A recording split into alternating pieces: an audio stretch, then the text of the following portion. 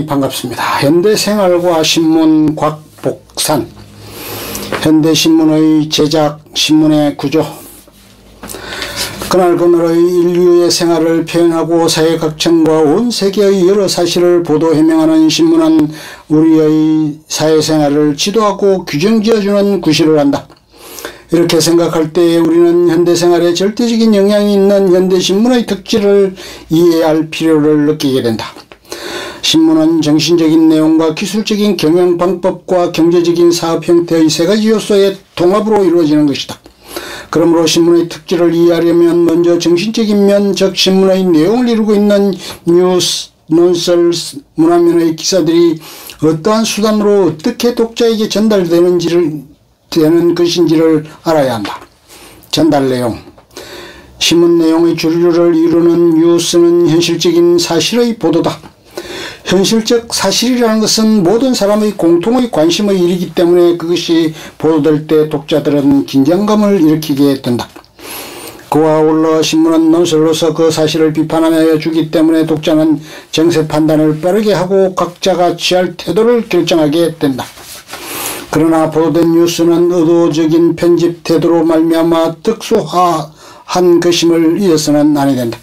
일선 기자가 수집한 뉴스의 소재는 취사 선택되며 기사 작법의 차이, 표제의 대소, 기사의 배열들의 주관적 지명 구성은 뉴스의 성격을 일변하게 하는 것이다.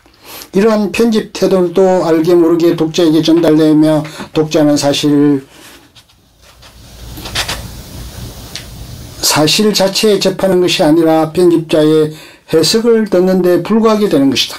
한편 뉴스 보도가 암시적이요 간접적인 것임에 비하여 신문에 게재되는 논설은 지도적이요 직접적인 작용을 하는 것이므로 신문은 논설을 통하여 독자를 지도하는 구실을 하고 있는 것이다. 전달 방법. 신문의 전달은 시간적으로 압축하고 공간적으로 널리 일반에게 공급하여야 한다. 그리하여 시간적으로는 주간 안에서 일간으로 또는 조석간으로 가급적 짧은 시간의 간격을 두고서 정기적으로 또는 연속적으로 새로운 사실을 전달한다. 이러한 반복작용은 독자의 머리를 부지불식간에 점령하고 지배하는 것이 된다. 또 공간적으로 볼 때 신문이 가진 공시성은 특정한 소수의 사람들이 아니라 일반 국민 대중에게 널리 공급된다는 점이다. 그 내용에 한층 더 진실성을 요구하게 된다. 신문기사는 대체로 익명이요 그것이 인쇄된 문자로 전달되기 때문에 더욱 절대적이며 인상적인 효과를 나타낸다. 다음으로 한 가지 더 들어야 할 것은 논설을 통한 비판의 신속성이다. 사실과 비판이 동시에 발표되고 때로는 비판이 사실 보도에 앞서서 발표되어 독자의 판단을 앞장서서 지배한다. 이상의 몇 가지 요소는 개별적 작용을 하는 것이 아니라 한 덩어리가 되어 종합작용을 일으킴으로써 독자에게 주는 정신적 영향을 크게 하고 있다. 그와 동시에 신문을 제작 공급함에 있어서는 취재에서 편집, 인쇄, 판매에 이르는 생산 시간을 극도로 단축하기 위한 과학적 시설을 최대한으로 이용할 뿐 아니라 그러한 시설을 한 사옥 안에 집약하고 있으며 편집국, 공무국, 영업국 등이 유기적으로 통일되어 있어 거대한 살림을 이루고 있다. 그리하여 대량 생산의 자본주의적 경영 형태를 갖추어 현대사회에 있어서 독자적인 문화 세력을 형성하고 있다. 신문의 기능, 정신적 매개수단. 현대는 매스커뮤니케이션의 시대라고 일컫고 있으며 매스커뮤니케이션의 매개체인 신문, 라디오, 텔레비전, 영화 등은 우리의 일상생활의 일부가 되어 있는 것이다. 특히 신문은 매스커뮤니케이션의 수단 중에서도 가장 역사가 오래될 뿐 아니라 여론을 집중적으로 표현하는 대표적인 언론기관이다.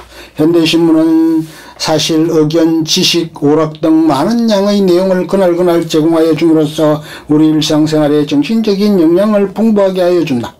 우리는 자기 집에 앉아서 싼 비용으로 신문지면을 통하여 지구상에서 일어나는 모든 일만이 아니라 우주 속에서 일어나는 여러가지 사실도 알 수 있게 되었다. 또 먼 지역에 떨어져 있으면서도 서로 어떠한 생각을 하고 있는지 의견을 교환할 수 있게 되었으며 세계 각국에서 연구하고 있는 모든 세계의 지식도 그날그날의 신문을 통하여 바로 알 수 있으므로 신문은 현대생활의 정신적인 매개수단이 되는 것이다. 민주사회의 신문.